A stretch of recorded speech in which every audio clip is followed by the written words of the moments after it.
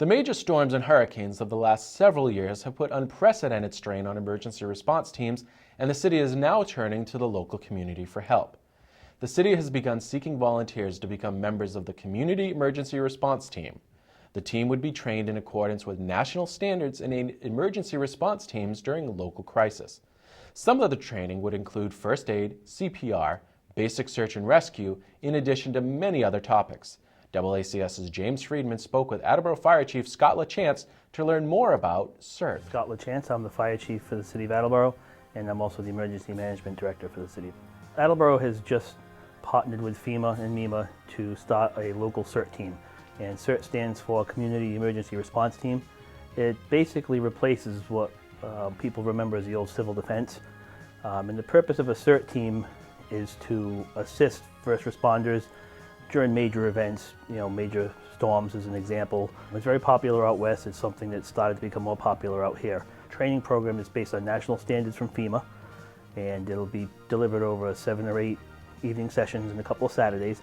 They'll receive training in basic first aid, CPR, some limited search and rescue, and some other basic activities that they can do that will help assist public safety personnel in the event of a large-scale emergency. Locally, it's relatively new in this area. It's something that's been going on the West Coast for many, many years. In this area of the country, it's probably going on for the last 4 or 5 years. It's funded by a grant from FEMA, so we're able to utilize funding from a grant to deliver the training. Most of the towns in the area are in the process of doing similar training. One of the things that's different now, I think everybody recognizes that we're not immune from major events. It's been a long time since we've experienced significant storms in this area other than the last couple of years. I think you'd have to probably go back to the blizzard of '78 is the last time we were really impacted on a large scale. And we've seen quite a few incidents in the last few years that have been over a large geographical area. So it is quite possible that the professional first responders in the local area could be overwhelmed by the required response. So it would be a situation like that where CERT team members could be called upon to assist. They'd always be working under the direction of a professional first responder. They certainly wouldn't be doing things on their own. And some of the functions that they might provide could be as simple as manning a shelter, helping first responders by even delivering food, or going to elderly housing complexes and delivering flyers. There's really no limit to what they can do. And we're hopeful that we're going to get a good mix of age, maybe some elderly, but I'd also like to see some of the high school kids, college students maybe show up and show an active interest in this. It's also a good way for them to see firsthand what the public safety personnel actually do.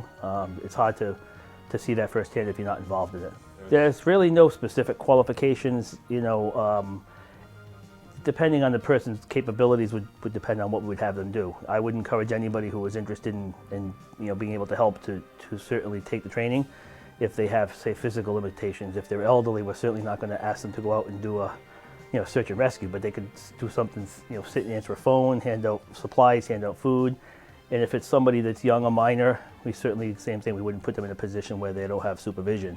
So we're really looking for a whole range of ages and capabilities. We're intending to do this again as well, even if we don't have grant funding to do it. The grant funding was used is to provide the training, but we also were able to buy some equipment. So we were able to buy maybe 30 or 40 shirts that would help identify these people as part of a CERT team, and also backpacks and some other first aid packs and some other equipment that we'll keep handy, so that in the event that additional people sign up, we'll still have equipment for them.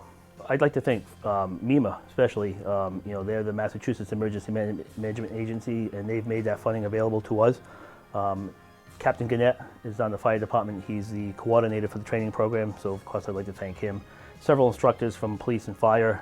They haven't actually all been selected yet, but I'll thank those folks in advance for the work that they're going to do for the program as well. Historically, it seems like the older generations were always very good at community and giving back, and that's something that we've seen here in this area, is a lot of young people now stepping up and giving back in different types of programs, and this is just another avenue for them if they're interested in giving back to the community.